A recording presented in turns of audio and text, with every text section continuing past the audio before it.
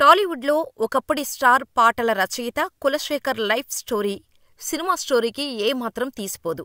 జర్నలిస్టుగా career మొదలుపెట్టి, ఆ తర్వాత పాటల రచయితగా మారి, తేజ సినిమాలోని సినీ పరిశ్రమకు వచ్చి, చిత్రం, అవునన్నా కాదన్నా, ఘర్షణ, భద్ర, నువ్వు నేను, సంతోషం, జయం, సైనికుడు ఇలా ఎన్నో హిట్ సినిమాలకు సూపర్ హిట్ పాటలు అందించాడు. ఒకానొక దశలో మంచి సక్సెస్ చూసి సడన్ గా అవకాశాలు ఆగిపోవటంతో మానసికంగా కుంగిపోయాడు. దీంతో డబ్బుల కోసం దొంగతనాలు చేసి పోలీసులు పట్టుకోవడంతో జైలుకు వెళ్ళొచ్చి తన చివరి రోజుల్లో దయనీయ స్థితిలో చనిపోయిన కులశేఖర్ లైఫ్ స్టోరీ మీకోసం. కులశేఖర్ స్వస్థలం విశాఖపట్నంలోని సింహాచలం.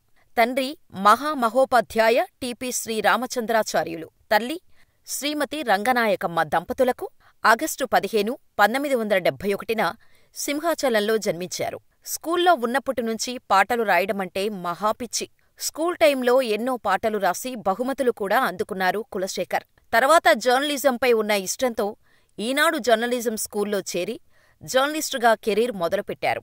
ఇలా జర్నలిస్టుగా పనిచేస్తూనే సినిమావారితో పరిచయాలు పెంచుకుంటూ వచ్చాడు. ఇలా సాహిత్యం మీద ఆసక్తితో సిరివెన్నెల సీతారామశాస్త్రి దగ్గర శిష్యరికం చేస్తూ సినీ గీతాల రచనలో మెళకువలు నేర్చుకున్నారు. ఇలా ఓ రోజు ఆయనకు తెలియకుండానే సినిమాకు పాటలు రాసే అవకాశం ఆయన తలుపు తట్టింది. ఆర్.పి. పట్నాయక్తో ముందునుంచీ ఉన్న స్నేహం ఆయనకు ఈ అవకాశం తెచ్చిపెట్టింది. తేజ దర్శకత్వంలో రామోజీరావు నిర్మించిన చిత్రం సినిమాకు పాటల రచయిత కోసం వెతుకుతున్నారు. అప్పుడే ఆ సినిమాకు సంగీత దర్శకుడిగా చేస్తున్న ఆర్.పి. పట్నాయక్, కులశేఖర్ గుర్తొచ్చాడు. తేజకు నచ్చితే ఛాన్స్ వస్తుంది, లేదంటే లేదు అనుకుంటూ కులశేఖర్ని పిలిచి, తేజకు ఇతని పేరు కులశేఖర్, మంచిగా పాటలు రాస్తాడు, నీకు నచ్చితే పెట్టుకో అని చెప్పాడు. తేజ కులశేఖర్కి సందర్భం చెప్పి పాట రాయమని చెప్పాడు. 2 గంటలు ఒక గదిలోకి వెళ్లి కూర్చొని పాటను రాసుకొచ్చాడు కులశేఖర్. ఆ పాట నచ్చటంతో చిత్రం సినిమాలోని పాటలన్నీ ఆయననే రాయమని ఆఫరిచ్చాడు తేజ. ఇలా కులశేఖర్, ఆర్.పి. పట్నాయక్, తేజలతో కలిసి అనేక సినిమాలకు పనిచేశారు. చిత్రం, జయం, రామ్మ చిలకమ్మ, ఘర్షణ, వసంతం, నువ్వు నేను, అవునన్నా కాదన్నా, మృగరాజు, సుబ్బు వంటి చిత్రాలకు సాహిత్యం అందించి మంచి గుర్తింపు తెచ్చుకున్నాడు కులశేఖర్.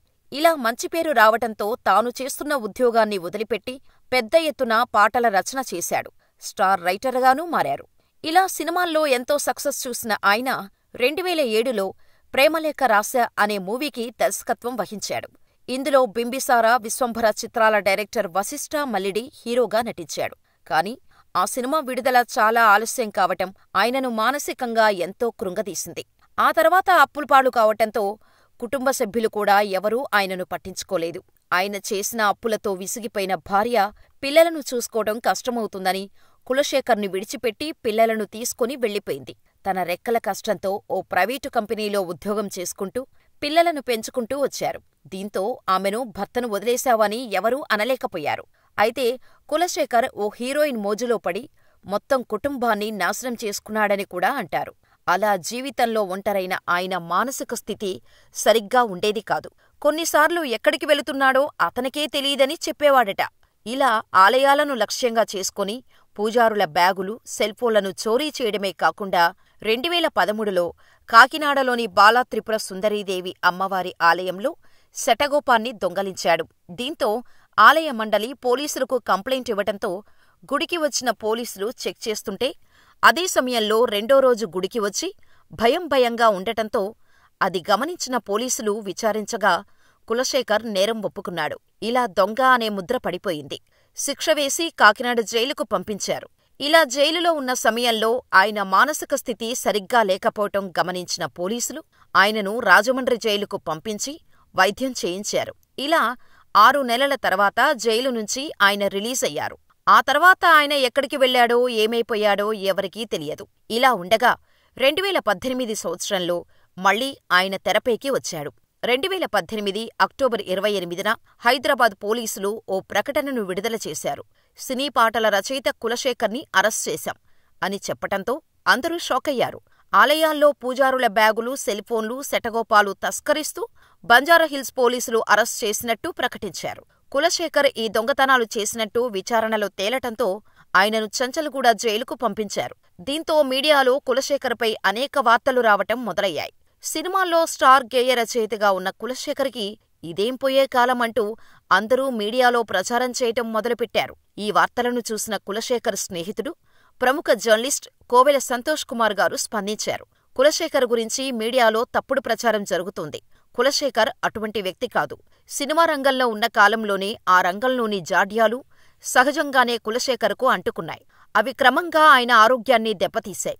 మానసికంగా తీవ్రంగా కుంగతీశాయి. ఒక దశలో ఆయన్ని రక్షించుకోవటమే కష్టమైన పరిస్థితి. హైదరాబాద్ నుంచి కొన్నాళ్లపాటు విశాఖపట్నం తీసుకెళ్లారు. అక్కడ వైద్య చికిత్స తీసుకోవటం వల్ల ఆయన ఆరోగ్యం చాలా వరకు కుదుటపడింది. కాని కులశేఖర్ విషయంలో చాలా తప్పుడు సమాచారం సామాజిక మాధ్యమాల్లో ప్రచారం కావడం అత్యంత దురదృష్టం. ఆయనపై ఇలాంటి వార్తలు చూసినప్పుడు చాలా బాధగా ఉంటుంది. బ్రాహ్మణులు వెలివేశారని, పూజారులపై ద్వేషం ఉన్నదని రాయటం దారుణంగా అనిపిస్తోంది. కాని అవి అసత్యాలు, అన్యాయపు ఆరోపణలు. మానసికంగా కులశేఖర్ కుంగిపోయాడు. అటువంటి పరిస్థితుల్లో భార్య, కుటుంబ సభ్యులు వదిలి వెళ్లిపోవటం అతని దురదృష్టం. ఆ టైంలోనే ఏదో రకంగా పూట గడిచేందుకు గత్యంతరం లేక ఈ రకమైన దారులను వెతుక్కొని ఉండొచ్చు. జీవితాంతం సినీ మేనియా కులశేఖర్ను విడిచిపోలేదు. కాని సినిమా ప్రపంచంలోకి తిరిగి వెళ్లటానికి అవ్వలేదు. కాకినాడ ఘటన జరిగినప్పుడు కూడా కులశేఖర్ని కాపాడటానికి మా ఫ్రెండు రమణమూర్తి చాలా ప్రయత్నాలు చేశాడు. కాని కులశేఖర్ మన లోకంలోనే లేడు. అప్పుడే బాగా ఉన్నట్టు కనపడతాడు. కాని అంతలోనే స్వభావంలో మార్పు వచ్చేస్తోంది. కులశేఖర్ మంచివాడు. కొంచెం మార్పు వచ్చాక చిత్రపురి కాలనీలోనే ఉంటూ తిరిగి పాత కులశేఖర్గా మారటానికి తీవ్రంగా ప్రయత్నించాడు. కాని ఇంతలోనే పంజాగుట్ట సెంట్రల్ దగ్గర రోడ్డు ప్రమాదంలో ఆకస్మికంగా చనిపోవటం నిజంగా గుండెను పిండేస్తోంది. దయచేసి కులశేఖర్ గురించి తప్పుడు వార్తలు రాయొద్దు అని క్లారిటీ ఇచ్చారు కోవెల సంతోష్ కుమార్. ఎవరు ఏమన్నా కులశేఖరుడు సామాన్యుడివాడు కాదు. సింహాచల దేవస్థాన ఆచార్య కుటుంబ వారసుడిగా పుట్టి రామచంద్రాచార్యుల సాహిత్య, పాండిత్య వారసత్వాన్ని పుణికి పుచ్చుకున్నవాడే కులశేఖరుడు. సినిమా రంగంలోకి ప్రవేశించటానికి ముందే అలతి అలతి పదాలతో రామాయణాన్ని సరళంగా కవిత్వీకరించిన ఘనుడు.